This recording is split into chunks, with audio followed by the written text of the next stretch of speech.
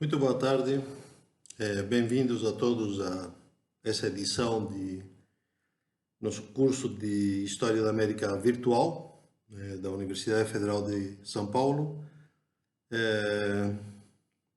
Nessa primeira edição, não tenho muita experiência de como fazer isto, espero que vocês desculpem os meus erros e as minhas, vamos chamar assim, improvisações, porque realmente nunca fiz isto, mas espero que à medida que forem acontecendo as aulas e as gravações, eu for tendo mais prática com as gravações, as coisas vão ficando mais fáceis, ou pelo menos um pouquinho melhor, né? Eu vou explicar agora nessa primeira parte, primeiro como é que vai ser o nosso curso, como que eu estruturei o curso, e depois vou explicar a minha visão sobre a história e sobre a história da América, de tal maneira que eu possa deixar com vocês os meus referenciais teóricos e a minha metodologia para que de alguma forma vocês me entendam melhor e consigam compreender melhor o curso. O curso está dividido em 11 aulas. Todas as aulas estarão disponibilizadas na internet. Cada aula, o conteúdo de cada aula vai estar dividido em 3 partes. Parte 1, parte 2 e parte 3, cada uma delas aproximadamente de meia hora, de tal maneira que não fique também muito cansativo nem para vocês, nem para mim, né? Acho que é mais fácil prestar atenção ou prestar mais atenção a um vídeo de meia hora do que a um e outro, depois outro vídeo de meia hora, e depois um outro vídeo, do que um único vídeo de 1 hora e meia de duração, né? Além dos vídeos, eu vou deixar também disponibilizado PDFs de artigos, ou de capítulos, ou de livros que considero importantes para o aprendizado dessa disciplina. Poderia colocar muitos, mas procurei selecionar bem e escolhi aqueles que me parecem realmente mais importantes e mais interessantes e que também é uma facilidade maior para disponibilizar, né? Também vou pedir para vocês, né, a avaliação final dessa disciplina será feita por meio de 2 atividades ou 2 tipos de tarefas, né? Umas resenhas que eu pedirei, né, de alguns textos. Estamos falando de 3 ou 4 resenhas que vocês terão de fazer ao longo do nosso semestre, e também de uma análise de um livro que vou indicar no próximo vídeo, para que vocês tenham tempo suficiente para estudar o livro, para analisá-lo e para digitalizar como prova, e para digitalizar o trabalho de vocês, que servirá como prova. Não haverá uma nota numérica, eu vou simplesmente indicar se passou ou não passou, se tem, vamos chamar assim, uma capacidade, uma suficiência de nota para passar de ano, e por isso pediria para todos vocês que realmente cumpram as tarefas que eu estou solicitando, né? Acho que isso daí me serve como um pouco como parâmetro para saber se vocês se aproveitaram ou não aproveitaram essa disciplina. Para efeitos assim de informações básicas, me parece que essa aqui já é mais do que suficiente, né? Então agora, sem maiores demoras, passo propriamente para a aula, né? Então, como disse nessa primeira aula, primeiro eu vou falar sobre a minha posição, a minha visão com relação à história, e depois com relação à história da América. Então, com relação à história, acho que há 2 distinções que é preciso fazer logo de cara, né? A primeira é a diferença entre fato e fato histórico, e a segunda é a diferença entre história e historiografia. Que diferença há entre fato e fato histórico? Veja, há muitas coisas que acontecem, há muitas coisas que sucedem na vida, né? O historiador se debruça, né, sobre a história, sobre os fatos acontecidos e pretende, né, analisar, né, e pretende compreender e mais ainda pretende dar um sentido para todos esses fatos que foram acontecendo. O fato em si, né, o fato isolado, ou mesmo o fato correlacionado com muitos outros fatos, de uma forma assim bruta, de uma forma, vamos chamar assim, como um bloco de informação, não é um fato histórico, né? O fato histórico é precisamente aquele que o historiador escolhe. Aquele ou aqueles, né, que o historiador escolhe porque encontra que é relevante, porque percebe, né, que precisa ser selecionado, né, porque aqueles fatos, junto com aqueles outros fatos, que configuram a sua análise histórica, a sua narração histórica. Por isso que propriamente a história não consiste em datas, né? Muitas vezes a gente quando vai falar de que puxa, eu não gosto muito de história, né? Eu já escutei isso muitíssimas vezes. Não, eu não gosto muito de história. Por que você não gosta muito de história? Eu não gosto muito de história porque eu tinha que decorar muitos fatos, tinha que decorar muitas datas e a minha memória é fraca, eu não gosto de ficar decorando. Eu também não gosto de ficar decorando. A história não é isso. A história não é uma sequência de fatos marcados num momento determinado, né, e que você tem que decorar. Ainda por cima, hoje em dia, nem precisa decorar, porque para isso tem o Google. Você já coloca no Google e em 2 segundos te dá a informação precisa. Google nunca será historiador. A história não é isso. O fato histórico não é isso. O que importa não é saber, né, que a América foi descoberta por Colombo em 1492, nem que o Brasil, que o Napoleão, que a Revolução Francesa aconteceu nesse momento. Isso não é história. Isso são fatos. E fatos históricos porque o historiador deu importância, porque ele destacou. Então, o que caracteriza o fato histórico é precisamente que deu uma sequência de fatos, o historiador consegue encontrar um sentido, consegue encontrar uma narrativa para explicar aquilo que ele considera que é importante, que é decisivo. Por isso que a história normalmente é uma história dos fatos passados, dos fatos acontecidos.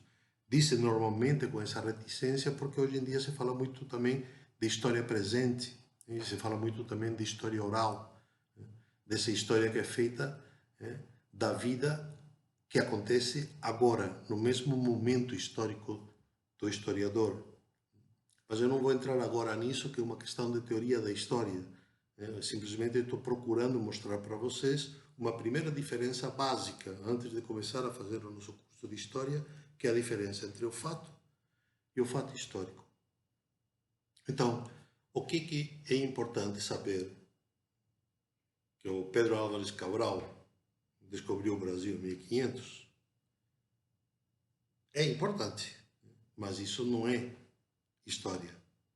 Começa a ser histórico, começa a ser história a partir do momento que a gente se questiona, que o historiador questiona o fato. Por que isso aconteceu? Por que foi relevante essa viagem? Por que essa e não outra?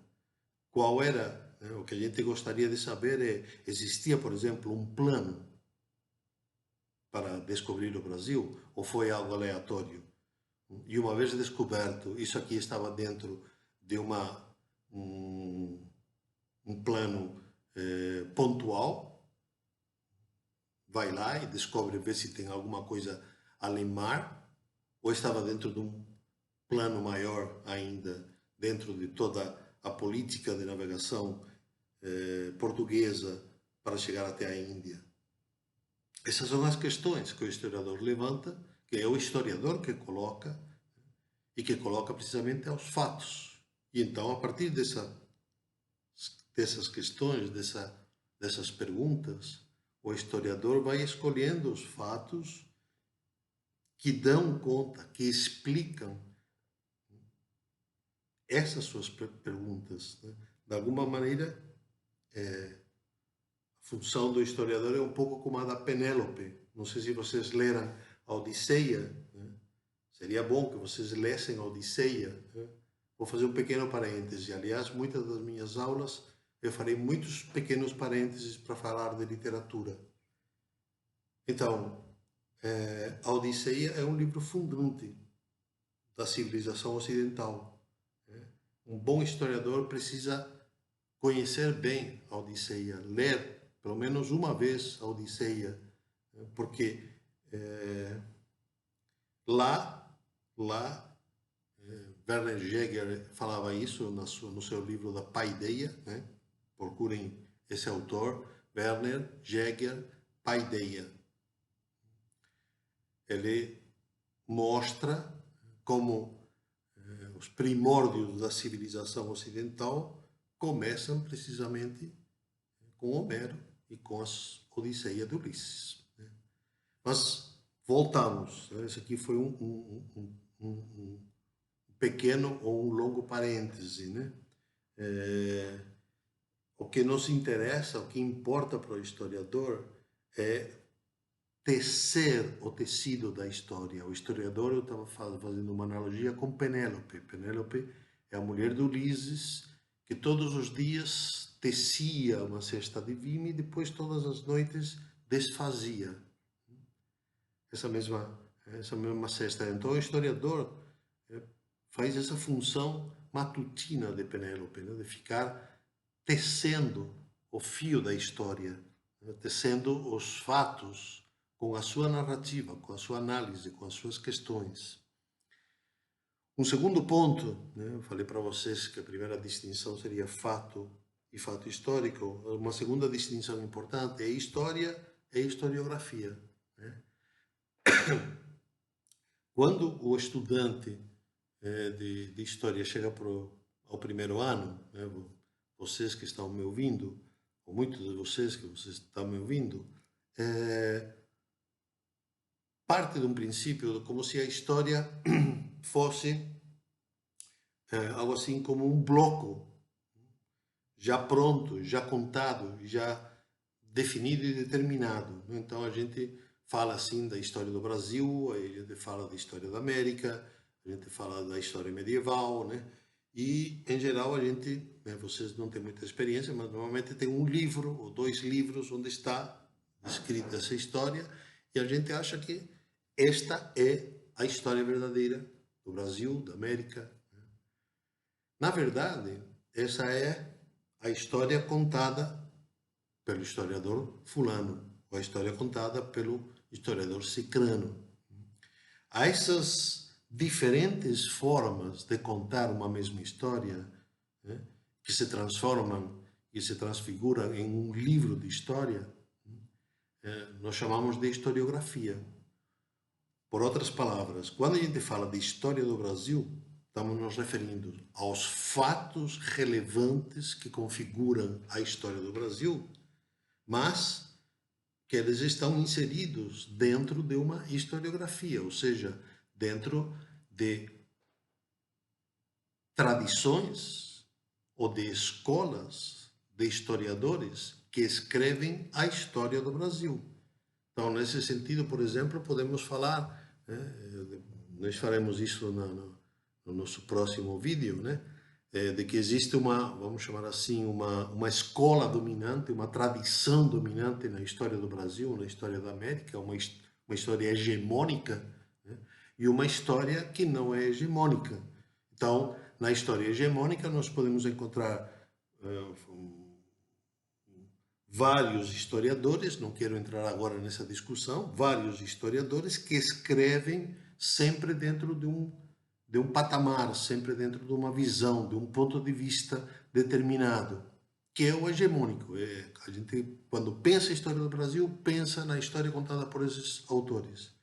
Ou também podemos procurar, e vamos encontrar, outra historiografia, outra linha historiográfica, outra herança, outra tradição historiográfica, menos conhecida, mas também formada por outros autores que escrevem a história do Brasil a partir de outros patamares, a partir de outras visões, de outros pontos de vista.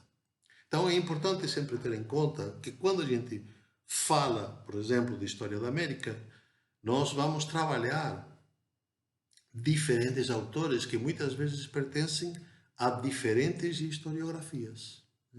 E é bom saber qual é a historiografia que cada autor compartilha. Então essas eram as duas primeiras distinções que eu queria fazer com vocês no nosso curso. Ainda dentro disto, ou melhor, precisamente por causa disto, acho que há ainda uma questão que é mais básica, mas que só dá para se colocar depois do que eu falei, me parece, que é, afinal de contas, qual é o status da história? Ou seja, que tipo de conhecimento é o conhecimento histórico? Essa questão não é fácil. Hoje em dia, ainda por cima, essa questão está muito mais conturbada. Se provoca grandes celeumas quando se começa a falar desse tema, né? Porque realmente a gente assiste isso todos os dias nos jornais, na imprensa, assiste não só aqui, como assiste em qualquer parte do mundo, né? É como se a vida social e a vida política, nos termos atuais, estivesse configurada como uma guerra de narrativas. E é importante que haja um tipo de narrativa que seja a narrativa vencedora, né? Por oposição a uma outra narrativa que seria a narrativa perdedora. Né? Isso que antes estava no miolo da história, porque se falava muito da história dos vencedores e a história dos vencidos, né? E falarei disto agora quando tratar da história da América. Isto agora já se configura como algo cotidiano, faz parte do nosso cotidiano. Principalmente, me parece, a partir do momento em que o fake news transformou-se em arroz com feijão. Se transformou em algo tão corriqueiro, tão banal, tão fútil. A gente pode falar qualquer coisa, a gente pode falar qualquer notícia, a gente pode falar qualquer narrativa, né, que passa a ter carta de natureza, passa a ter, se não, vou chamar assim, um sinal de verdade, passa a ter um sinal de verossimilhança. Né? Então é muito importante, quando se discute mesmo qual que é o status do conhecimento histórico, saber o que estamos falando. Normalmente se fala, desde Aristóteles, né, que há duas grandes formas, ou dois grandes métodos de conhecimento. O que Aristóteles chamava de ciência e o que ele chamava de arte. Há um grande problema. Quando se pensa em ciência e em arte, de alguma forma implícita, pelo menos, né, você está pensando também em objetivo e subjetivo. E ainda mais implícito, você está pensando no seguinte: quando a gente diz, ou quando a gente afirma que um conhecimento é objetivo, então estamos querendo dizer que esse conhecimento é incontestável, que esse conhecimento é verdadeiro, que esse conhecimento diz respeito à verdade do que é e, ao mesmo tempo, à verdade do que se conhece. E, por outro lado, quando a gente fala então, a esse tipo de conhecimento e essas qualidades desse conhecimento se dá o nome de ciência. Por outro lado, quando a gente fala de subjetivo, né, a gente considera que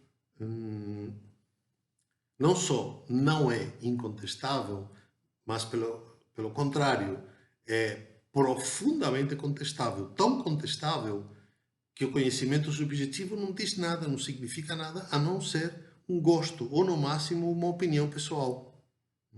E isto vai configurar o que nós chamamos normalmente de arte. Então vejam, a ciência e a arte surgem como duas formas de conhecimentos opostos.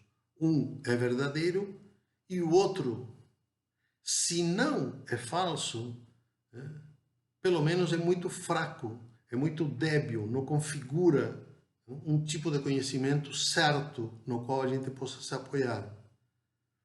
Do meu ponto de vista, esse tipo de contraposição, esse tipo de dialética, né, não me parece que seja interessante, porque nos, nos força a olhar a realidade de uma maneira que não é exata, não é correta. Quero dizer com isto o seguinte: pensem na vida de cada um de vocês e pensem na vida dos outros, das outras pessoas, muitas ou poucas que vocês conheçam. Será mesmo que dá para ter um conhecimento exato? Será mesmo que dá para ter um conhecimento verdadeiro, objetivo dos seus atos, das suas palavras, das suas frases, das suas omissões, das suas intenções? Pensem, pensem, mas pensem com um pouco de profundidade, né? Me parece, me parece que a vida, tal como ela é complexa, não é simples. Ela é incerta, não é certa. Ela é ambígua, não é um bloco único. Então, quando a gente fala que a história é a análise, a interpretação e a narração dos fatos acontecidos, os fatos humanos acontecidos, né, nós estamos lidando com algo que não me parece que seja a mesma coisa que lidando com elementos químicos. Os elementos químicos são exatamente do jeito que eles são. Basta ter um conhecimento objetivo, um conhecimento profundo, um conhecimento verdadeiro e exato sobre esses elementos, que a gente realmente tem ciência. E que não tem, está errado. Mas no caso da história, nós estamos lidando no campo da arte, muito mais no campo da arte. E se vocês querem, de uma arte muito específica, que é a arte da retórica, que já Aristóteles falava. Por quê? Porque a retórica é o conhecimento que nos permite, a arte retórica é o conhecimento que nos permite lidar com as coisas ou com as informações que são incertas, que são contingentes, ou seja, são de um jeito, aconteceram de um jeito, mas poderiam ter acontecido de um outro jeito diferente. Não há uma compressão. Estou falando compressão, não compreensão. Não há como delimitar, não há como colocar os fatos, as intenções, os atos humanos dentro de uma norma, dentro de um parâmetro, dentro de umas quantificações científicas. Pelo contrário, todo ato, todo fato humano é passível, está aberto para as interpretações. Por isso que tem escolas diferentes. Por isso que há muita historiografia. Por isso que há tendências. E tem uns autores que interpretam de uma forma e tem autores que interpretam de outra forma. Isso é uma qualidade e é um perigo. Por que é um perigo? Porque sempre se poderá manipular. a interpretação dos fatos. Por que é uma qualidade? Porque nunca tem uma história final, uma história definitiva, uma história acabada, fechada. A história, enquanto interpretação dos fatos, é sempre como o livro de Michael Ende. Não sei se vocês leram, um outro parêntese aqui, tem A História Sem Fim. É um livro de literatura de um alemão chamado Michael Ende. Leiam, vale a pena. É um grande livro de ficção, de literatura. E é uma história que nunca acaba. Puxa, mas a história que não é ficção, a história que fazem os historiadores, ela acaba. Tem autores que pensam que com ele acabou a história. Eu já assisti palestras de professores que chegam dizendo: então, isto aqui é a história definitiva. Com esse meu livro está tudo acabado já, está tudo explicado. E houve, inclusive, tendências historiográficas que pretendiam exaurir a verdade da história, completar, dizer tudo o que se pode dizer sobre o mesmo fato. Isto é impossível. E é impossível porque a história é arte, ela não é ciência exata. Isso não significa que qualquer coisa que seja dita é história. Claro, aí vocês vão perguntar, puxa, mas então qual que é o critério? Como eu sei se um historiador está me enrolando e outro não está me enrolando? Não há um critério único.